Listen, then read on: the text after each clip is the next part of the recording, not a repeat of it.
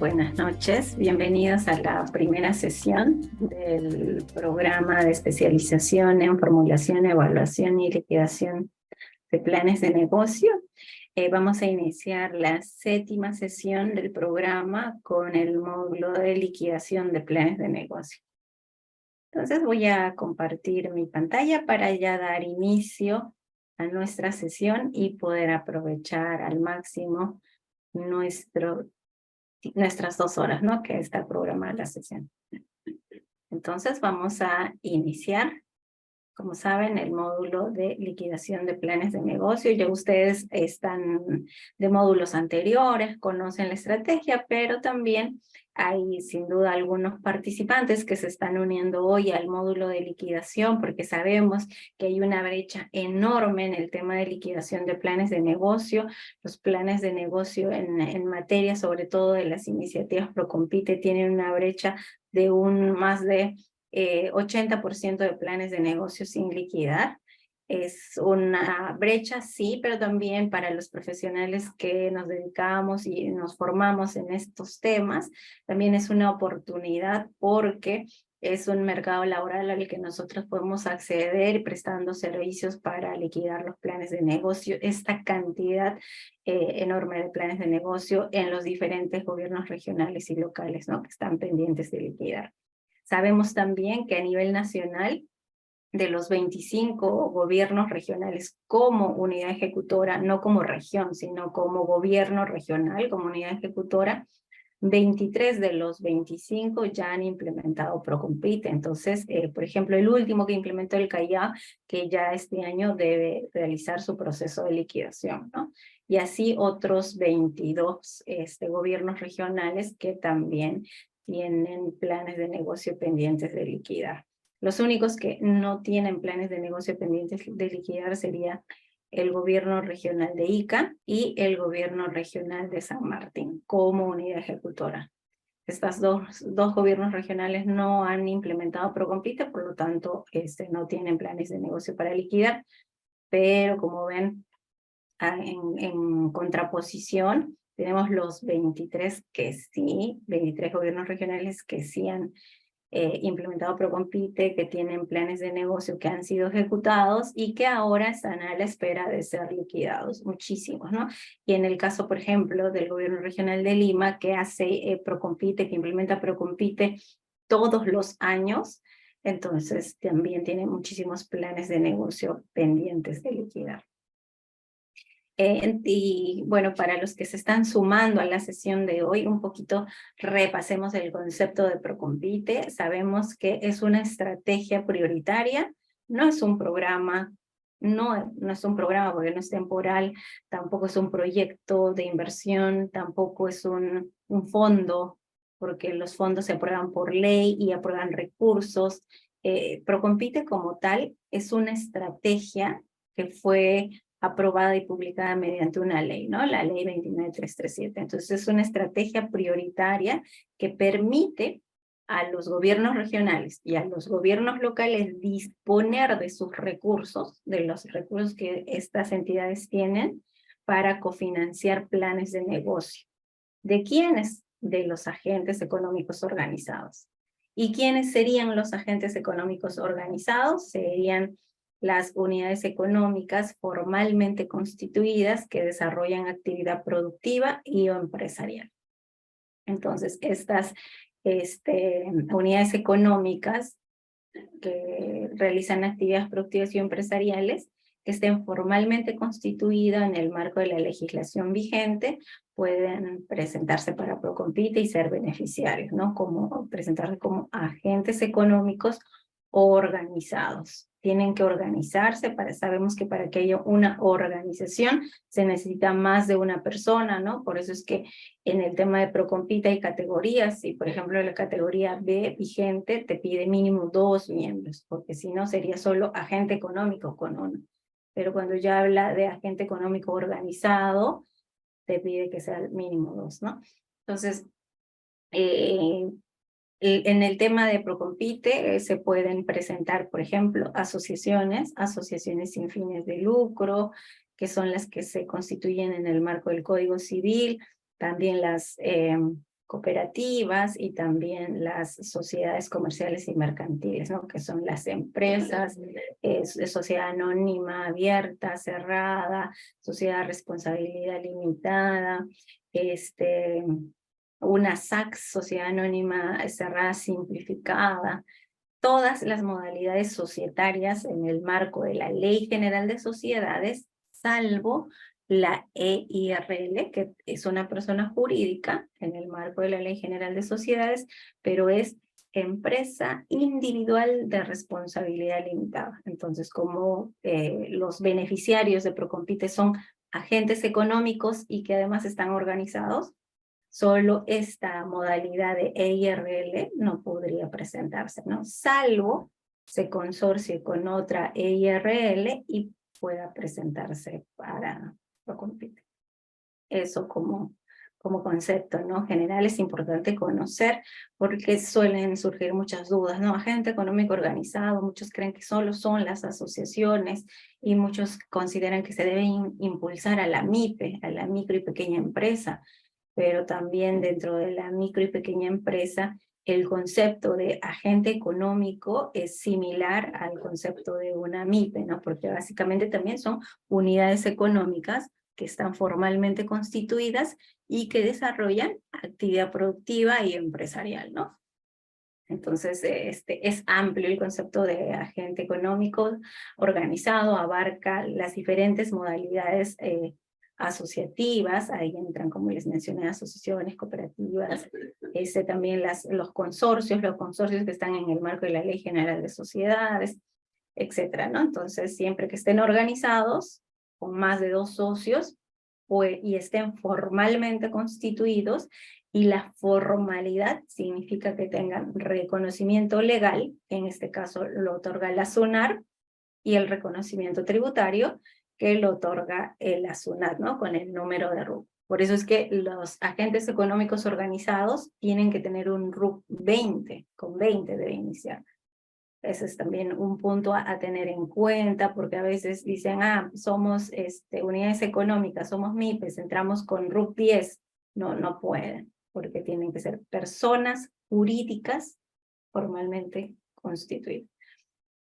Eso como concepto, y bueno, ya sabemos, ¿no? Que beneficia a los agentes económicos organizados que desarrollan actividades económicas en los diferentes sectores económicos. Sabemos que hay 3 macrosectores económicos, los sectores principales, que es el primario, el secundario y el terciario.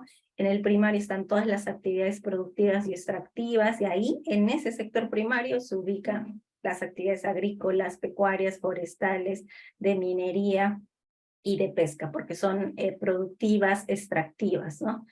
Y luego en el sector secundario se ubican las actividades económicas que toman la materia prima del sector primario y la transforman, le dan un valor agregado.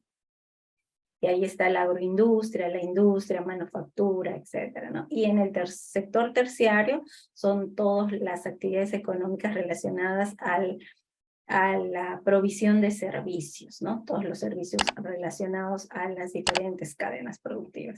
Ahora, cuando hablamos de cadena productiva, también es un concepto amplio, ¿no?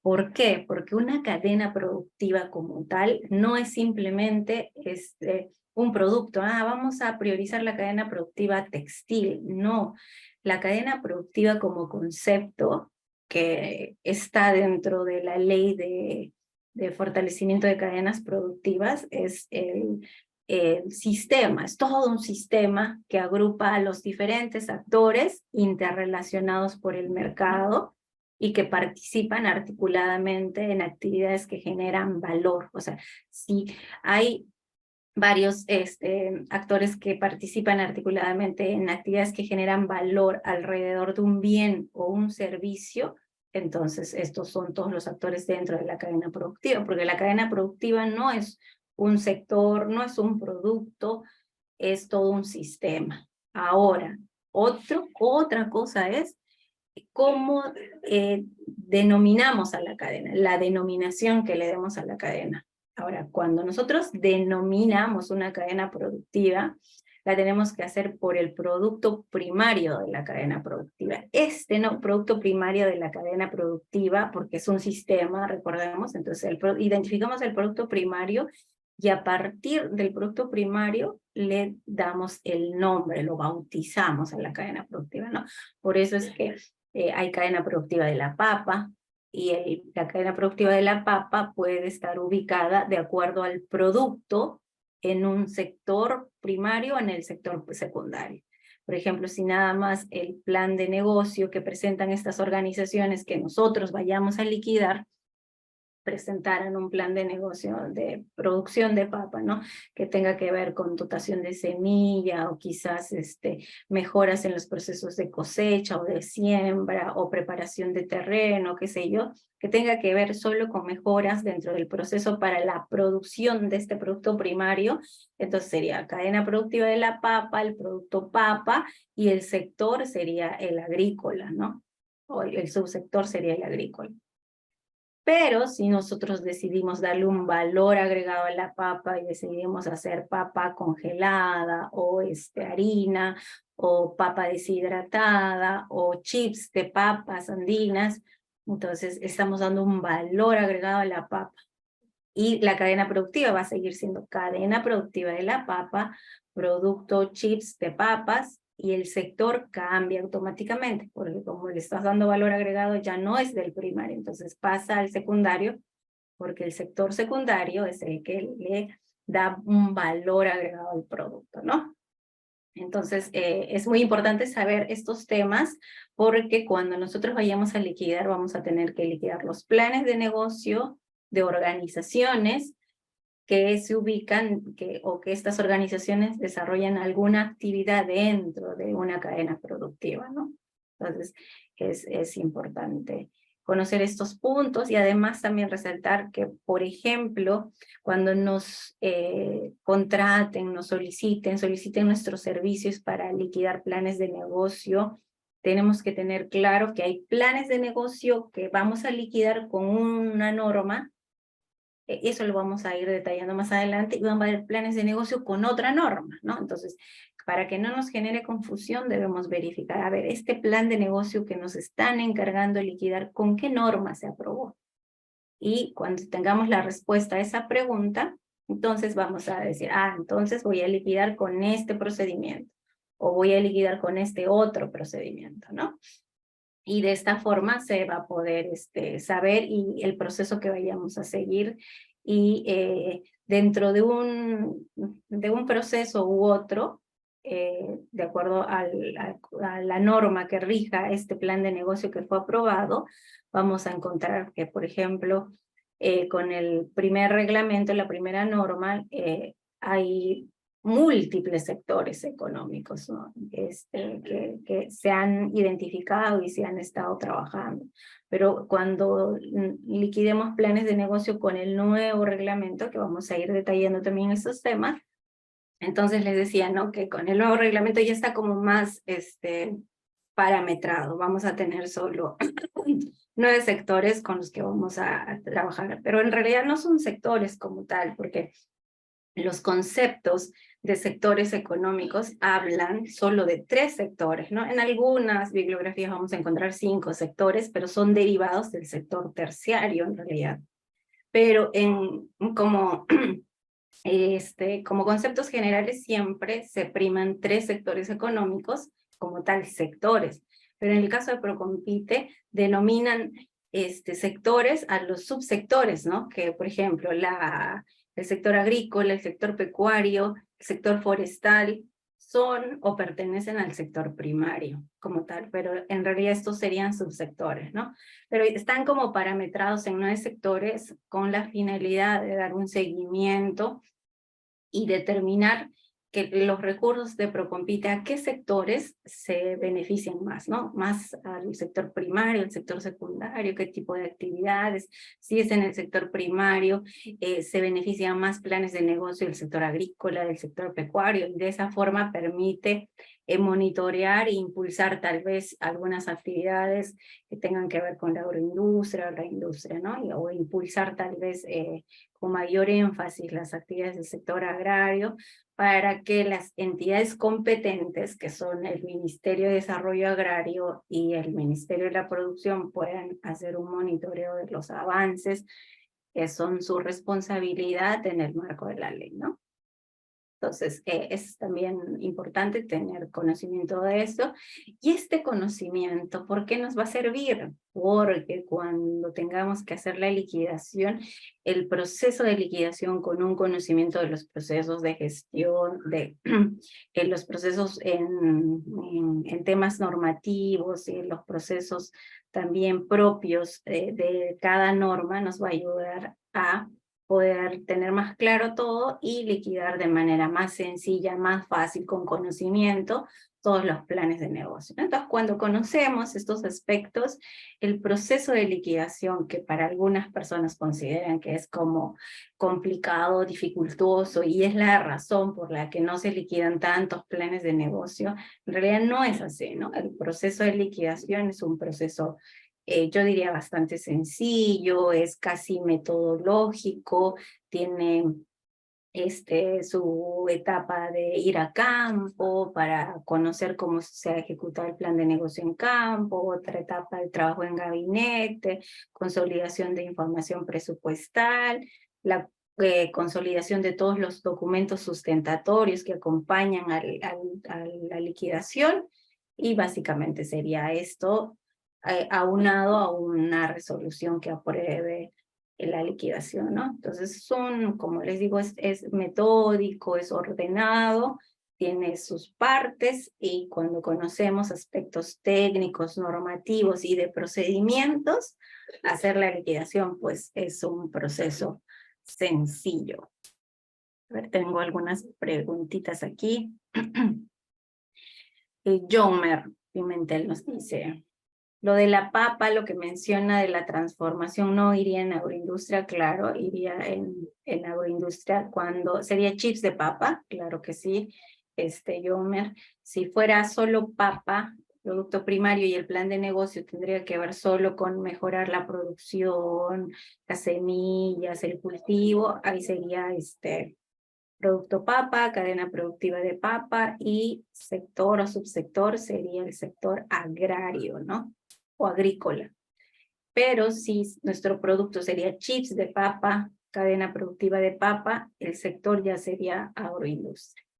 Y ya en el tema también nos habla del eslabón, Jomer, cuando ya trabajamos el eslabón, nosotros precisaríamos en qué eslabón nosotros vamos a realizar qué actividades. Y eso también nos ayuda para ir monitoreando cómo es que va a ser. Recordemos, es importante saber también todo eso, porque cuando nosotros liquidamos, lo primero que vamos a pedir nosotros es el plan de negocio, porque la liquidación como tal es como es un proceso administrativo donde nosotros vamos a comparar lo que se ha ejecutado ya en campo, a nivel de documentos, lo que se ha ejecutado en comparación con el plan de negocio aprobado, ¿no? Entonces, conocer todos estos temas es importante, porque hay que ver cómo se aprueba el plan de negocio, en qué sector, en qué cadena, qué producto y tal. Omar nos pregunta: para conformar los AEO, ¿cuáles son los pasos? Aparte de que deben estar reconocidos por la SUNAR y SUNAT. Nada, solo eso. Esos son los pasos: que estés reconocido por la SUNAR y la SUNAT. Ahora, el tema para que la SUNAR te reconozca pasa por un acta de asamblea fundacional, una asamblea fundacional, el padrón de los socios, la minuta, la escritura pública, etcétera, ¿no? Hasta que obtengas, te inscribas en el registro de personas jurídicas, pero en el de asociaciones, como asociación, como cooperativa, como empresa comunal, bajo qué norma, ¿no?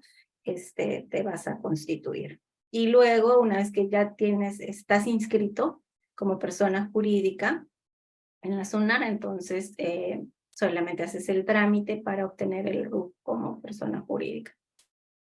César nos pregunta: ¿es necesario que el plan de negocio esté ejecutado al 100% para poder realizar la liquidación? No, No, porque van a tener casos cuando liquiden de organizaciones que han incumplido de manera reiterada, que sea con incumplir con sus aportes, o que no estén ejecutando el plan de negocio, o no le estén haciendo buen uso a los bienes que recibieron las organizaciones. Entonces, la entidad puede decidir no continuar con la ejecución del plan de negocio porque usted, organización, está cumpliendo de manera reiterada con sus aportes, con el cronograma de ejecución, está incumpliendo con sus compromisos y demás, ¿no? Entonces ya dejo de ejecutar, no llego al 100% de ejecución, quizás a un 50%, a un 30% y dejo sin efecto la ejecución, ¿no? Entonces en ese caso, habiendo dejado sin efecto la ejecución o dejando constancia de que ya no se va a dar continuidad a la ejecución debido al incumplimiento reiterado de la organización, entonces se toma la decisión de liquidar el plan de negocio, ¿no? Porque ya no vas a seguir comprando bienes con cargo a los recursos públicos porque esta organización está incumpliendo, ¿no? Es posible que tengan estos casos, entonces no es necesario, no necesariamente para liquidar debe haber una ejecución del 100%. Es recomendable, sí, que se ejecute al 100%. ¿Por qué? Porque el acuerdo de cofinanciamiento y el convenio de cofinanciamiento que firma la organización con el gobierno regional o local señala que el gobierno regional o local debe cumplir con la adquisición y entrega del 100% de los bienes que se deben adquirir con los recursos públicos. O sea, debe comprar y entregar todo, ¿no? Es tu compromiso, entonces como entidad debes cumplir con comprar y entregar todo, pero eso también está sujeto a que la organización también cumpla con su parte, ¿no? Porque hay obligaciones de la entidad y obligaciones de la organización, y ahí los dos deben cumplir.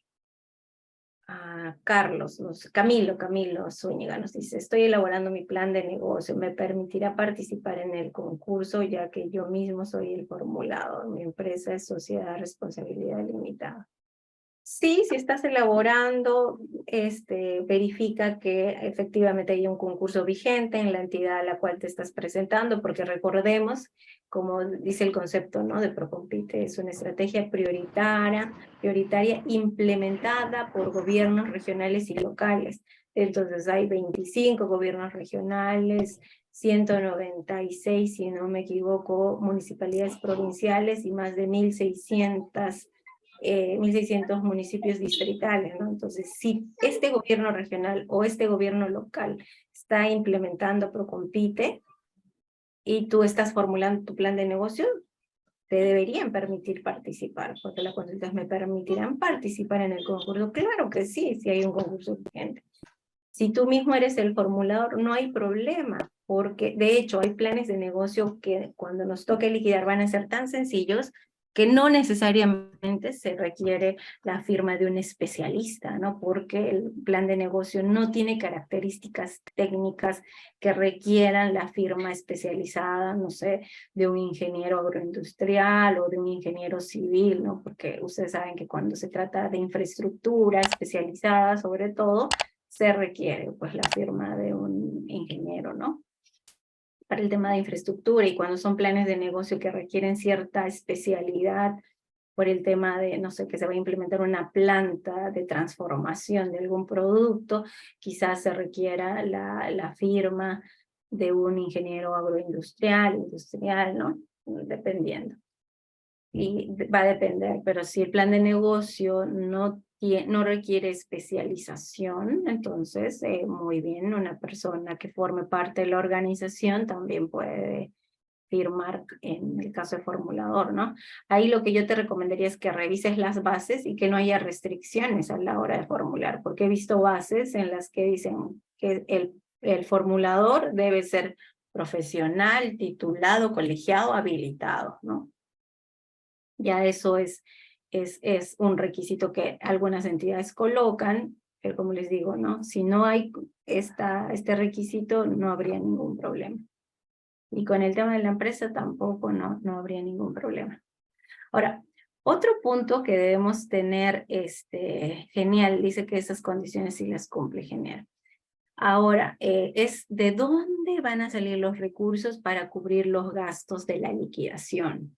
¿Por qué preciso este punto? Porque hay muchos casos donde del presupuesto del plan de negocio, los gobiernos regionales o locales piden a los formuladores que pongan recursos para la liquidación, o sea, dentro del presupuesto del plan de negocio. Ahora, recordemos que en el tema de Procompite, se aprueban recursos para las iniciativas Procompite, que es, digamos, es este 10%, ¿no? Las entidades tienen un 100% de recursos, digamos. Procompite te dice, para Procompite tiene que ser de las fuentes de financiamiento que no sean operaciones oficiales de crédito y donaciones y transferencias.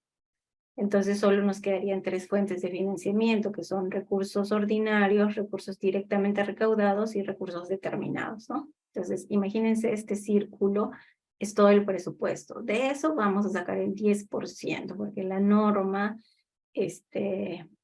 la 29337, porque luego hay otra norma que se ha publicado el año pasado, señala que es el 15%, ¿no? Pero la 29337 señala el 10%. De eso que se puede aprobar, que es el 10%, el 50%, de todo lo que aprueben para Procompite, el 10% se tiene que ir para gastos de gestión. Y el 90% de lo que les aprueben se va a ir para el proceso concursal, es decir, no sé, si son 1 millón de soles lo que les aprueban, 900.000 se va a ir al concurso para que las organizaciones presenten sus planes de negocio y soliciten cofinanciamiento. Y 100.000 es para que la entidad gestione todo el proceso concursable, por eso se llama gastos de gestión.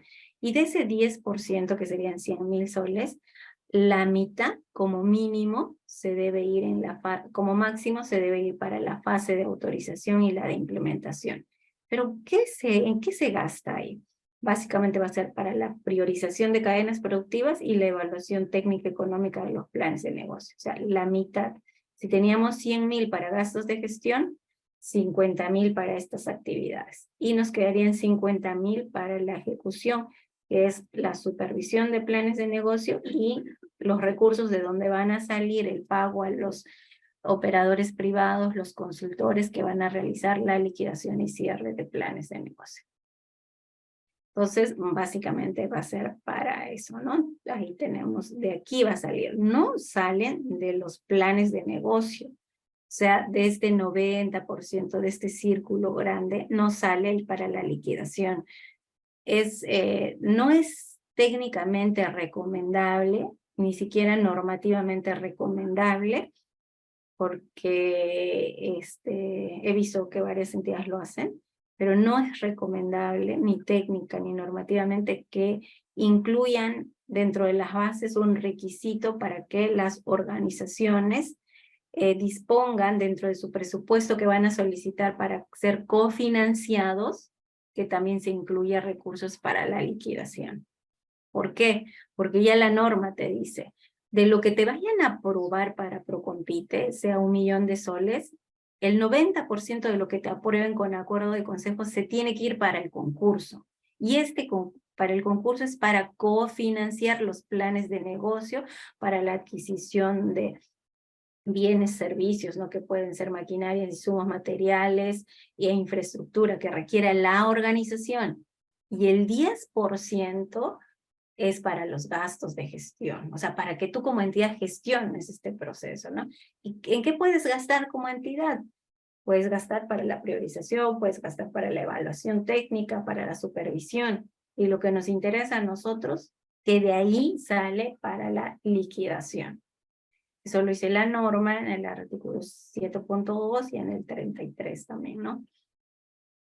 Entonces, así es como debería funcionar. Ahora, otro punto. Acá tengo otra consulta en el chat. Dice Cristel, ¿cómo estás, Cristel? Si el gobierno regional ya cumplió con el monto total de cofinanciamiento, pero no se compraron todos los bienes por el incremento de costos en los estudios de mercado y el AEO ya cumplió con su aporte, ¿qué tendríamos que hacer para proceder a la liquidación? Nada, si ya se compró, se gastó todo, ¿no? La ejecución del presupuesto al 100%, pero no se compró todo, y la organización también cumplió con todo, nada más queda liquidar. En el DS 103, inicias el proceso de la liquidación previo informe, previo informe solicitando que se haga la transferencia definitiva. Y luego inicias la liquidación. Y con el decreto supremo 01, haces el proceso de liquidación que se inicia con la contratación de una persona que vaya a hacer la liquidación. Esta persona hace el informe, lo emite a la Gerencia de Desarrollo Económico para que lo apruebe. Si lo aprueba, sigue su trámite para que se apruebe mediante acto resolutivo. Y con esto ya tienes la resolución de liquidación y solicitas la transferencia definitiva. Esas, en orden, es la única diferencia entre las dos normas, ¿no? El orden. En el decreto supremo 103, primero transfieres y recién liquidas. Entonces, si ya la entidad compró todo con cargo a los recursos públicos, pero no le alcanzó porque hubo incremento de precios y la organización aportó, entonces nada más queda el proceso para hacer la transferencia definitiva. Y luego liquidas. Y con el DS 01-2021, o sea, el nuevo reglamento, primero liquidas y cuando ya tengas la resolución, haces el proceso de transferencia. Jomer nos dice 50% máximo para la autorización y priorización, y para el caso de ejecución, ¿qué porcentaje? Excelente, Jomer. Aquí está en este gráfico, ¿no? Entonces, si nos van a dar, por ejemplo, este círculo, si fuera 10 millones de soles que nos dieran, ¿no? El 90% sería 9 millones, que sí o sí se debe ir para el concurso. O sea, que la entidad debe hacer una convocatoria diciendo que el gobierno regional, el gobierno local, lanza 9 millones para cofinanciar planes de negocio de las organizaciones. Entonces, como te aprobaron 10 millones con el acuerdo, te reservas 1 millón para los gastos de gestión, ¿no? Porque Procompite no se va a hacer solo, vas a necesitar algunos estudios, son parte de la propia gestión, vas a necesitar operadores privados, ¿no? Profesionales calificados. Entonces, de lo que te quede, el millón, vas a destinar 50% para la priorización de cadenas productivas y la evaluación técnica y económica. Ahora, lo que dice la norma, como ven aquí que les he pegado el artículo, el 33, dice no menor del 50% para la ejecución. O sea, debes guardar no menos del 50%. ¿Eso qué significa? Que puede ser más. O sea, aquí puede ser 60, 70, 80, 90%. Y aquí puede ser menor. Puede ser 40, puede ser 30. Porque como ahora, con el nuevo reglamento, la priorización de cadenas productivas puede ser la que hemos utilizado en concursos anteriores, nada más necesitaría una actualización quizás, ¿no? Entonces eso no va a requerir muchos recursos públicos, así que va a bajar el costo del informe de priorización, porque ahora incluso es informe, ya no es estudio.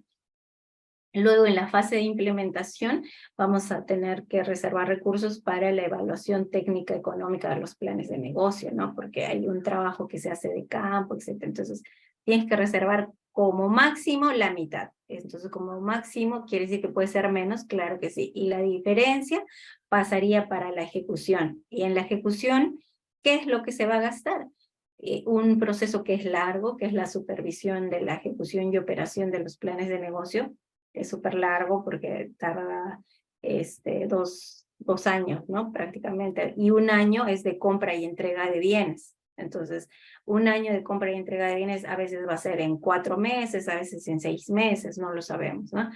Entonces, ahí tiene que haber una persona que supervise la ejecución y luego la operación. Cuando ya las organizaciones reciben los bienes, se hace una pregunta. ¿Están haciendo un buen uso de los bienes? Y para responder a esa pregunta hay que ir a campo a verificar si están haciendo buen uso, ¿no?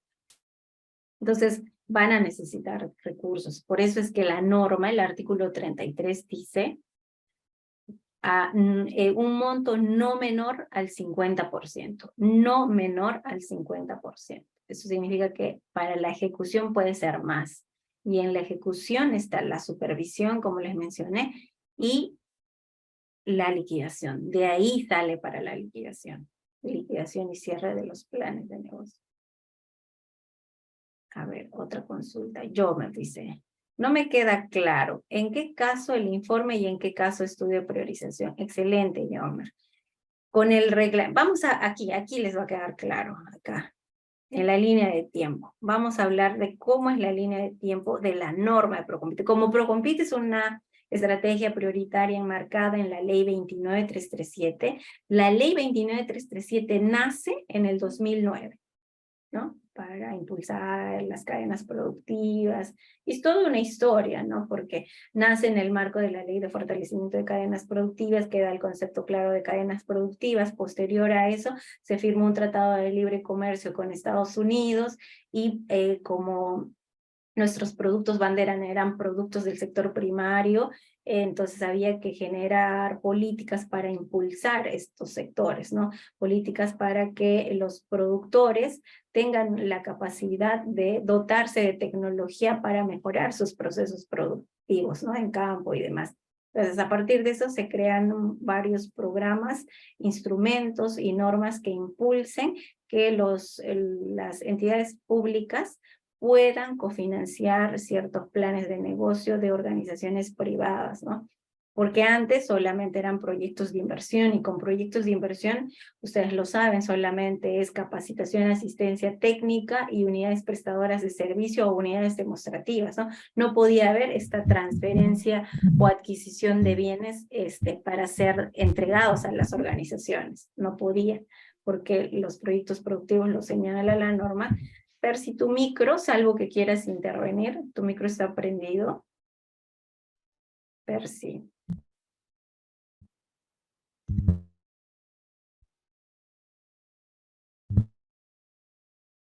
Ya, gracias. Entonces, no se puede, ¿no? Con proyectos de inversión hasta ahora.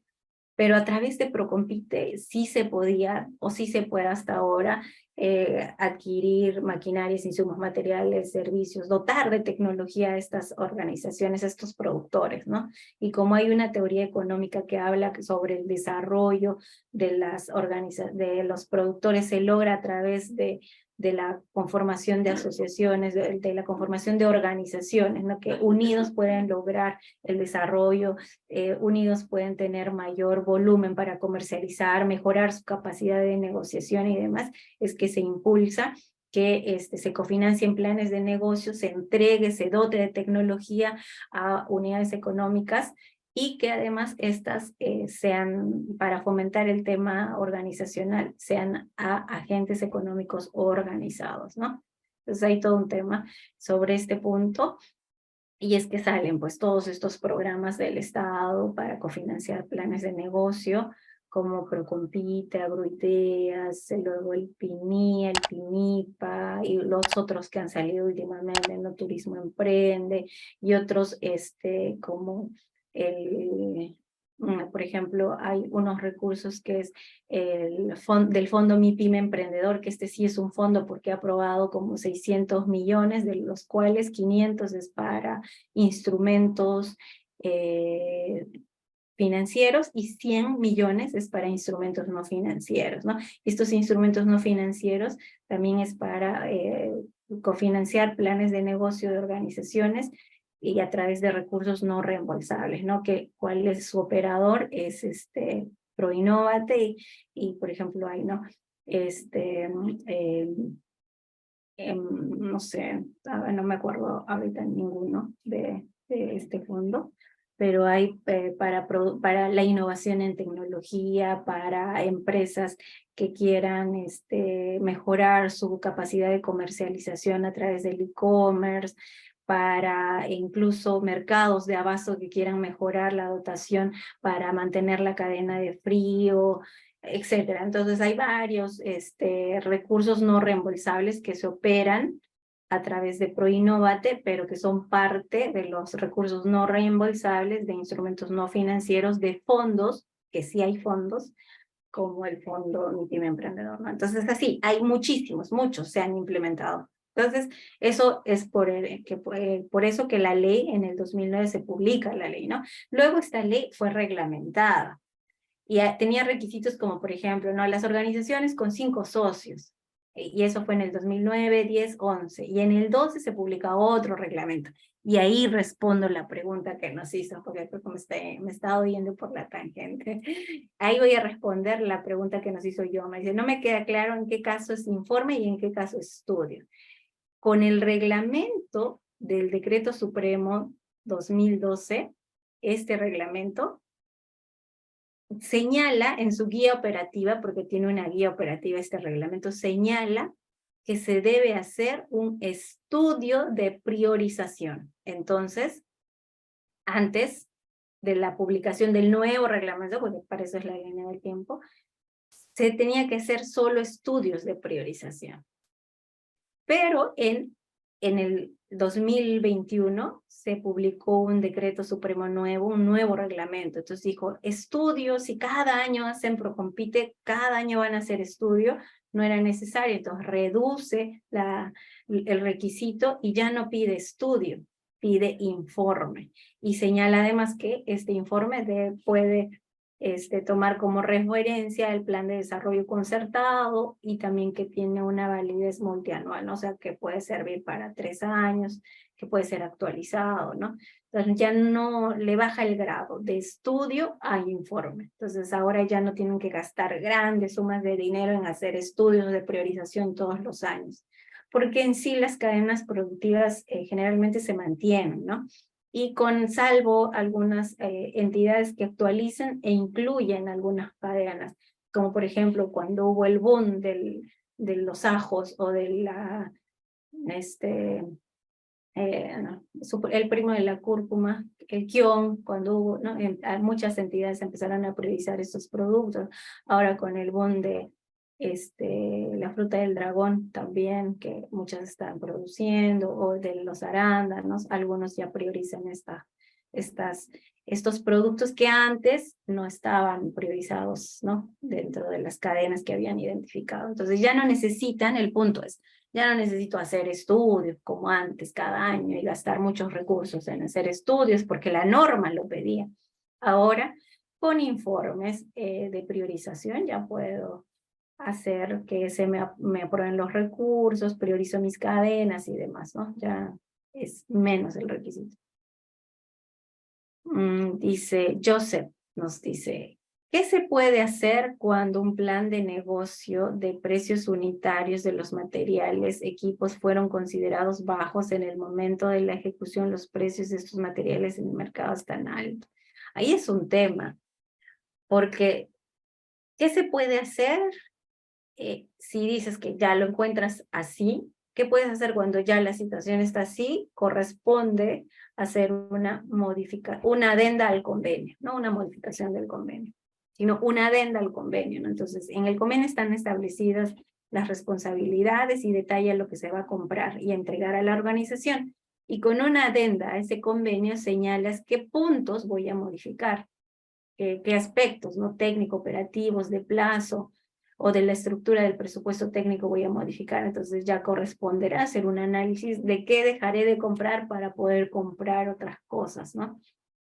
Pero eso también está sujeto a un análisis porque hay unas declaraciones juradas que la organización firma y dentro de ellas señala que, o sea, yo me comprometo a hacer un plan de negocio acorde, ¿no? A la realidad, pero si de mi plan de negocio tiene precios que no son del mercado, o sea, no son los que voy a encontrar en el mercado, entonces yo como organización me comprometo a que de haber incremento de precios, yo voy a aportar la diferencia.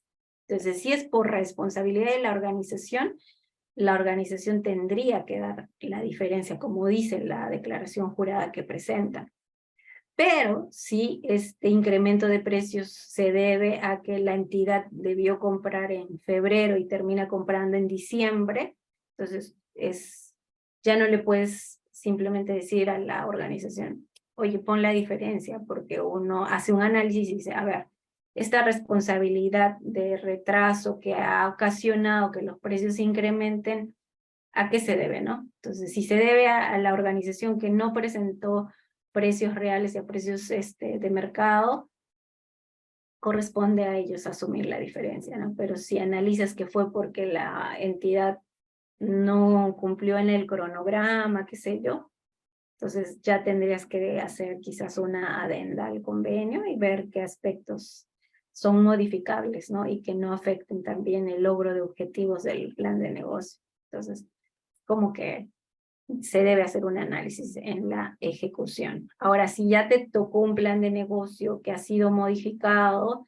y en la liquidación uno tiene que verificar si es que estas modificaciones han sido con adenda, y si fueron sin adenda, buscar los documentos, informes que sustentan estas modificaciones, y si no encuentras ningún informe que sustente la modificación, como liquidadores nos corresponde detallar qué cosas se debieron comprar y no se compraron, ¿no? Y qué cosas nuevas se incluyeran y que no estaban en la programación inicial. Porque nuevamente recordemos que liquidar es un proceso administrativo por el cual vamos a hacer una comparación de lo ejecutado con lo programado. Así lo hemos encontrado nosotros y así se programó ejecutar, así se planificó, esta fue la planificación y así terminó el plan de negocio. Entonces es más que todo, ¿no? Hacer nuestro análisis comparativo. Y este tema de aquí de la línea del tiempo nos ayuda a todos nosotros a saber, ¿no?